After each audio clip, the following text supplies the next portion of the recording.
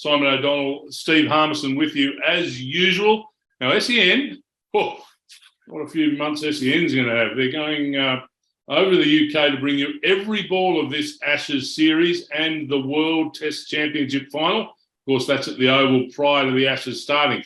And a man who is going to be part of the whole lot, the call team, synonymous with SEN, synonymous with Channel 7, synonymous with World Cricket, is Damien Fleming, who joins us on Road to the Ashes right now. Flem, a big welcome to you. What an intro. What an intro. That's why you're a legendary captain of Victoria. Hey, Harmy, good to see you. And 48, always good to catch up with you. Yeah, and yourself. I remember, Simon, a very young man going over to Rod Marsh's Academy in 2000, I think it was. And we played, we got a game at the unbelievable chance to play at the MCG. And a certain Mr. Fleming came and played second team for Victoria because he come back from an injury. So we were over the moon to play against an absolute Ashes legend in an MCG with 100,000 seats with about 4 people in. So having said that, Harmy, what he just said then, Harmy, before he starts to overwhelm our interview here, he called me 48. Now, Harmy, when Flem and I played together for Victoria, Flem batted, I would hope, no higher than 10. He might have got to 9 every now and then. I used to hover around 5 and 6. Now, Flem's colourful Test career came up with some very, very good scores. My top score was 48. His was far greater than that. And he now refers to me as 48, which I find quite nasty. I think very, very nasty. What was your highest Test score? 49. Monty Panesar ran me out. I hit the ball straight to AB. He hit the ball straight to AB de Villiers and shouted "run." And I went. So as we were walking back, I said to Mont, "What do you run for?" And he said, "I thought he was a wicket keeper. He was a backward point." I said, "He's one of the best fielders in the world as well." So you've got a higher score than Scoob, and I scored 23 extra runs. So I'm the only one here that raised their bat in an Ashes Test match. Is that did. Right? Yeah, you did. Right. Quite right. And I was robbed. You had Monty. I had bloody Glenn McGrath. I needed 15 more minutes, and he bloody tried to slog Robert Croft out of the ground, second ball. Flem straightening this up because I'm the one copying Slander, so I'd like to straighten it up. This Ashes series, I mean, the build-up to there's always massive build-ups to an Ashes series. Throw the Bazball in and the injury concerns. I mean, this is fantastic what's going on here. You just can't wait for June 16. Yeah, it's a cracker, isn't it? And full credit to England. They're trying something different. Bazball, but they're a little bit of a contradiction because they're Bazball with the bat, but they're more a defensive bowling unit, the traditional line and length, letting the juke ball work for themselves, bit of cross seam and, using both sides of the wicket. So it's sort of like the matchup of Bazball batting, T20 batting against a highly credentialed Australian team. Is that sustainable over 5 Test matches? And then also, we know James Anderson, Broad, Robinson's in for a big Ashes series as long as he's fit. I think, how is Australia's batting going to cope against them? Because I've got no doubt Marnus and Smith can make a lot of runs, Travis Head, Cam Green, but they don't want to be walking in at 1 or 2 down straight away like they were in 2019. So I'm intrigued, Harmy, just by the pure matchups through this Ashes series, and then also that trend of how well the Bazball batting will go against our attack. Yeah, spot on when it comes to the terminology of Bazball bat and Bazball ball. I think in New Zealand, England were looking to try and keep their fast bowlers for the Ashes, Wood, Archer, knowing the IPL was on the horizon. But I think that was the grand plan. Ben wanted 5 fast bowlers, 6 fast bowlers, and he wanted at least 2 of them to be 90-mile-an-hour bowlers. Now they're injured, and we're going to go back to the old guard, and that's what the old guard is. Broad, Anderson, Robinson's got a bit of a niggle. Wood will play. His wife's about to give birth today as we speak. So once that happens and it's out of the way, and fingers crossed for Sarah, everything's good, he comes into this series with a spring in his step. Now, I want to question and throw it back on that front is England, they've got some injury concerns. Australia have got some players playing some fantastic cricket in first-class cricket in England. And I've said this quite a few times, Flem, that I think England are the best team in the world at this moment in time. Australia have probably got the better players individually. But when you go into that World Test Championship first Test match, do you go in with the best players, or do you go in with the best players who are performing well? And I look at first-class cricket at the minute, and you've got Michael Nesser, who's bowling unbelievable, Sean Abbott bowling very, very well. You've got Marcus Harris batting very, very well. You mentioned the top of the order. I think England's top of the order is vulnerable, but I also think if England want to win the Ashes, they get into Australia's top of the order, and that's how they do it with Warner and Khawaja. Yeah, certainly so. But my gut feeling is they're going to go with the 11 that they'll play in the first Ashes Test match. And I think it would be only an injury to Hazelwood that might see Ness come in, who's on fire in county cricket. But they'll want to win this Test championship.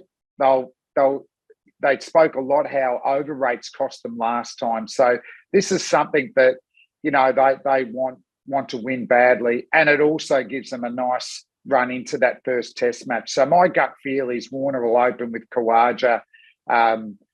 If Hazelwood's fit, he'll play. If he's not, I think Boland would play against Ness anyway.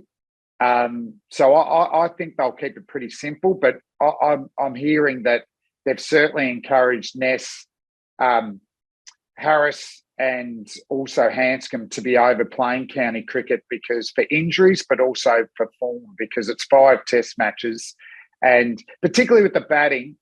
To be able to bring in some batsmen who are in form in county cricket would be an absolute luxury. So I think they'll go pretty standard first up, but if things don't go to plan, I wouldn't be surprised to see players outside the squad play in this Ashes series. Glenn, you talked a little earlier about some support for, in particular, Labuschagne and Smith and Head in that upper and middle order. Now, that obviously comes with the openers being successful. Usman Khawaja has been a revelation there over the last couple of years. But where do you sit on the Warner situation? And if things do go awry and you have a Marcus Harris peeling off runs for Gloucester, what do you do? When do you make that change? How do you measure how important that is? Well, going back, I would have picked a right-hand opening batsman as someone as a backup opener to Khawaja and Warner. So I've always felt like Cam Bancroft is just a little bit short of Test class, but I saw some refinement in his technique over the summer. He had a very closed technique, which led open to outside edges and also the ball angling in. But he looks to have got a straighter plane of the bat these days. So to go in with 4 left-hand opening batsmen, Harris and Renshaw there as well, I thought, what happens if Broad, Anderson, Robinson get into a groove against our left-handed top-order batsmen?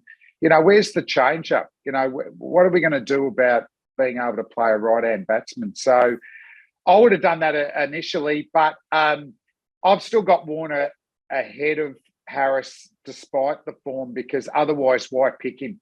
There's no use going to a younger player and having an older player as the backup. I think start with the more established players, and if they get themselves out of form, then you bring in the younger players and you move on from there. And Flem, we've talked about this series, and it's going to be a fascinating series. It's going to be a great series. But the Ashes, there's all baseballs, all injuries, there's everything that's going with it. But you can play one way in a normal bilateral series, but that 5-letter word does wonderful things to the mind. I can certainly vouch for that because I did it in Brisbane. But when you talk about the Ashes and what the Ashes means, what does the Ashes mean to Damien Fleming? Experiences you've had in it? Yeah, well, obviously, I didn't play as much international cricket as you, Harmy, but for me, the test matches that I played, and Scoob as well, I just thought Ashes were just twice the pressure of any other test match, just because of the tradition built, the original two teams. Even the Tuesday before day one at the Gabba on a Thursday, signing 500 bats, all the English press are coming over. As you know, that running in for the first ball at the Gabba, it's so loud. So for me, I always just thought it was something that I always wanted to play in. My first Ashes series that I remember were Botham's Ashes, 81. And what a series that one was. So I just thought to be able to play in a couple of Ashes series, pour the drinks in 2001. Unfortunately, I couldn't get a gig on that one. It was just another level compared to playing against other nations. And in the two series I played at home, they were pretty good England teams, 94, 95, 98, 99. But once again, as we know, it's the bowlers that dictate test match wins, and you've got to get 20 wickets. And really, when I look at those two series I played in, the reason we dominated really was we had Craig McDermott and Shane Warne in 94, 95, who I think both took over 30 wickets. And then in 98, 99, we had McGrath taking over the fast bowling mantle. Warney was injured for the first four tests, and then Stuart McGill took 27 wickets in 4 test matches. So it was about the bowlers. So I see it no differently here. It'll probably be even as much as we've got Bazball batting, I think it'll be whichever bowling attack dominates more that'll dictate who wins. Let's just give you a little reminder, Flem, while you're talking about bowling attacks and those attacks winning test matches. Let's take you back to 1994, the MCG, pretty much a packed house. I want your thoughts after you listen to this bit of audio. Here we go. Fleming took the last one. Merv used before him.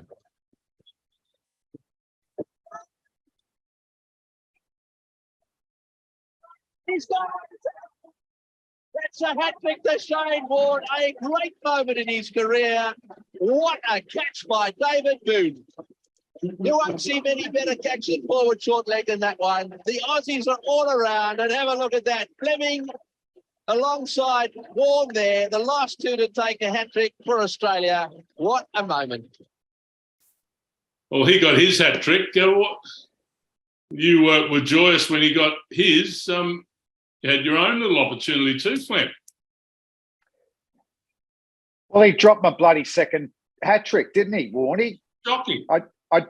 What the audio doesn't say, I'd got one in my first test, so I did say to him, mate, do you really want to know how to get a test hat-trick? Because I've already got one, all right, just to calm him. But so I talked him through it, went with the stock ball, and then 5 years later, when I've got the chance to get two, he bloody drops it, doesn't it? But the late Warney, as we all know, in my time, in a famous team, he was the most famous teammate by tenfold, and he had so much charisma, and he was always going to get the hat trick that day. And for me, it's one of the highlights of my career. You know, for Warney to get it in front of his home crowd. Booney was actually on his 34th birthday. You know, took the catch, and it was the first time we'd sang the song underneath the Southern Cross-eyed stand when I'd been in the 11. So, you know, for me, it was fantastic memories. But I remember everyone ran in, but the umpire, Steve Randall, hadn't given it out. So I'm the last to run in. So I waited for Steve to put up his finger. So I was the last one in there to celebrate.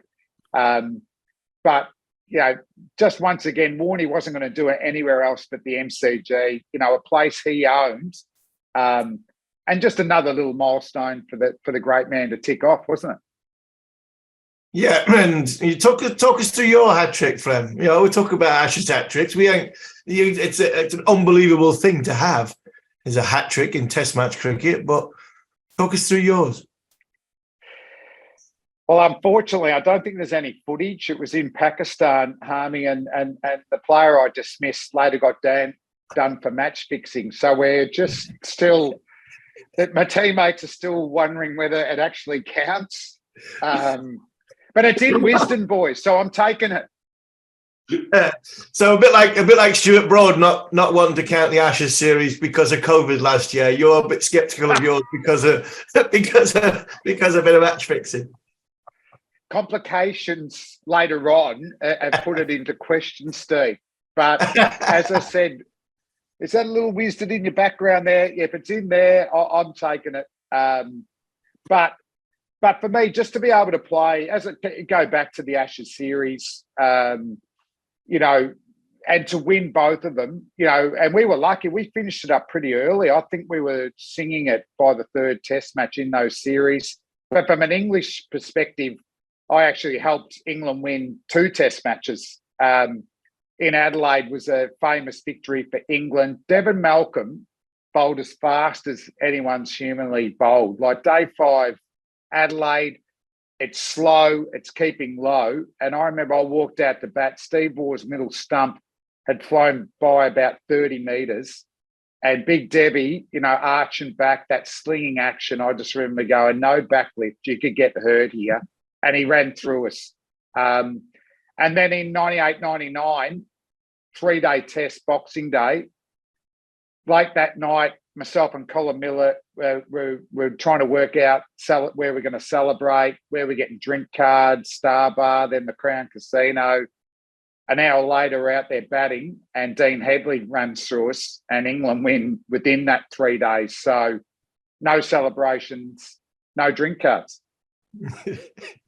Liam, a couple of important points for this Ashes series. Whichever way it goes, who are the guys from either side that are the key ingredients for those teams to have success?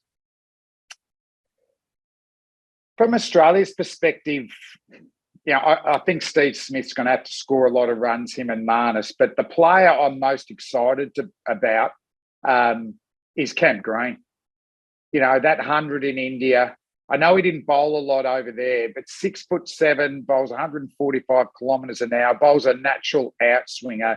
He's going to love bowling with the Duke delivery ball. So, can it be a massive breakout series for him, like Freddie Flintoff did in 05? And from England, I'm actually going to go the all-rounder, the man who's been a match winner in Ben Stokes. I don't think under Bazball, Stokes, you can't do Bazball unless the captain and coach both embrace it. And Baz and obviously Ben are well aligned and they want to go that way. Has his game regressed a little bit? Possibly. So can he get it back up to that vintage 2019? He's been a wonderful Ashes player. Can he still come on and get handy wickets? And he's batting. Sometimes it looks for me, he's fully embraced Bazball, but maybe he needs to give himself a little bit more time with the bat, because we know if captains have bad Ashes series, it can impact the whole team. So I think it's a real big series for both all-rounders in these teams. Glenn, been fantastic to have a chat. Look forward to hearing your dulcet tones right across the series on SEN. We know, and you've already let us know that you're looking forward to getting over there and bring on June 16, I say. Yeah, can't wait. Let everyone know Harmy's got a higher test score than you, 48. I'll catch up with you over there, Harmy. Yeah, look forward to it, Glenn. Catch you later, mate. Yeah, thanks for coming on me, you two. Oh, we will. Don't worry about that. SEN commentator, former Australian fast bowler, and you often hear him referred to as the bowlologist. Great to catch up with Flem on Road to the Ashes.